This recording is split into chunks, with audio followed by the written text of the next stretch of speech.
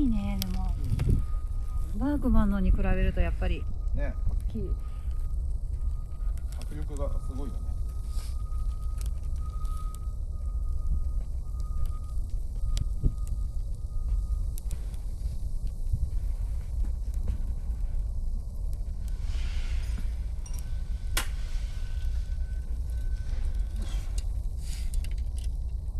で、ファンドのこの